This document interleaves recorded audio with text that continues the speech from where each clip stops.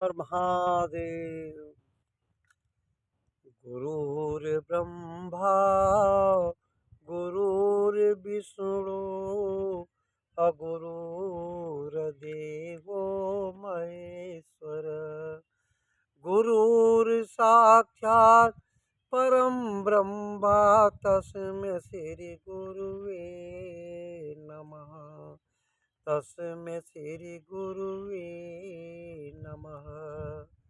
नवधा भक्ति में सातों सम मोहि मय जग देखा, अमोते संत अधिक करि लेखा। सप्तम भक्ति समस्त संसार के प्रति सम भाव और संत महापुरुषों का प्रभु से भी आदर अधिक करना चाहिए। संत कबीर जी भी कहते हैं कि गुरु गोविंद दो खड़े, काके लागो पाए।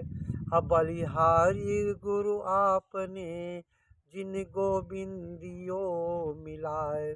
यदि गुरु और परमात्मा दोनों मेरे समक्ष एक साथ आ जाए तो मैं पहले गुरु के चरणों में प्रणाम करूंगा, जिसने मुझे मेरे घट में ही परमात्मा का दीदार करवा दिया। कहते हैं कि कबीर हरि के रूठते, गुरु की सरनी जाए। कबीर गुरु के रूठते, हरि ना होई सहाय।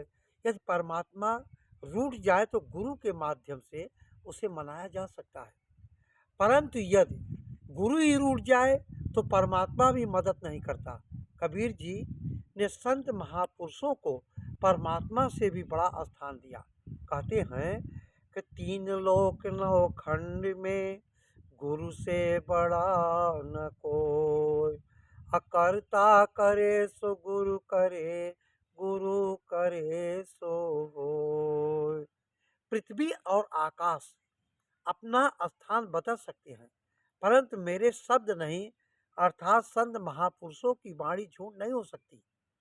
परमात्मा भी संत महापुरुषों को सदैव आदर देते हैं। जिस समय अजामिल को यमदूत पकड़ कर ले जा रहे थे, तब भगवान उसकी रक्षा करते हैं, यमदूतों के फंदे से उसे मुक्त कर देते हैं। तभी नारद जी भगवान विष्णु के पास जाते हैं और कहते हैं कि प्रभु, मैं तो यह समझता था कि आप सर्व अंतर्यामी हैं, परंतु आज तो मेरे मन में आपके प्रति शंका के बीज पनपने लगे हैं। भगवान ने पूछा, क्यों?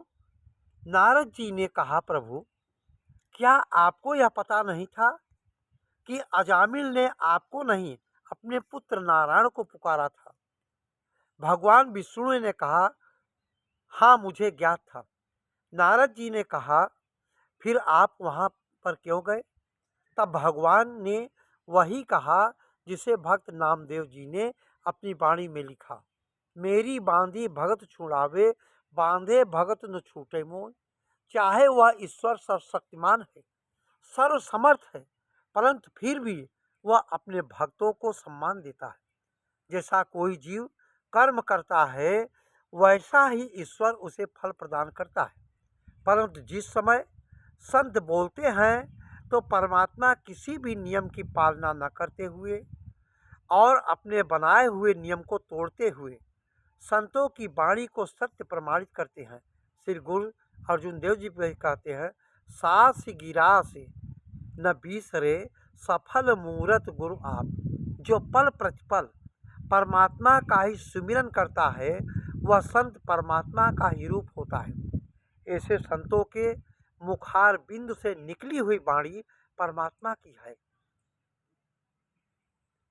क्योंकि तब वह नहीं, उसके भीतर से ईश्वर की वाणी ही निकलती है। जैसे एक बार समर्थ गुरु रामदास जी ध्यान में बैठे हुए थे, उसी समय एक युवती के पति की मृत्यु हो गई। वह अपने पति की चिता में ही सती होने जा रही थी। उसने विचार किया कि क्यों न सती होने से पहले मैं गुरु जी के दर्शन कर आऊं। जब समर्थ गुरु रामदास जी ध्यान में उठे तो उन्होंने देखा कि उनके समक्ष 16 श्रृंगार किए एक युवती बैठी है, तो उन्होंने आशीर्वाद दे दिया कि तेरा सुहाग सलामत रहे। यह सुनकर वह स्त्री रो पड़ी। गुरु महाराज जी ने उसके रोने का कारण पूछा, तो उसने बताया कि मेरे पति की तो मृत्यु हो गई और मैं अपने पति के साथ ही सती होने जा रही हूँ। समर्थ गुरु रामदास जी ने कहा, बेटी, मैं तो प्रभु का ध्यान कर रहा था और यह वाणी भी उसी की है, फिर यह झूठ कैसे हो सकती है। वह उसी समय उठे और उस स्त्री के साथ चल पड़े और कहा कि अब तो तेरे पति को जीवित होना ही पड़ेगा। तब उन्होंने जाकर उस स्त्री के मृतक पति के ऊपर से कपड़ा उठाया। उसके मुख से जो पहली आवाज निकली तो वो यह थी कि समर्थ गुरु रामदास जी की जय। पहले उनका नाम गुरु रामदास जी था, परंतु उस दिन से लोग उन्हें समर्थ गुरु रामदास जी कहने लगे। धार्मिक ग्रंथों के धार्मिक ग्रंथों के भीतर अनेकों ऐसी कथाएं आती हैं जब परमात्मा ने अपने बनाए हुए नियमों को तोड़कर संतों को सम्मानित किया। इसलिए प्रभु श्री रामदास माता सबरी से कहते हैं कि संतों को मेरे से बढ़कर आदर देना सप्तम भक्ति है।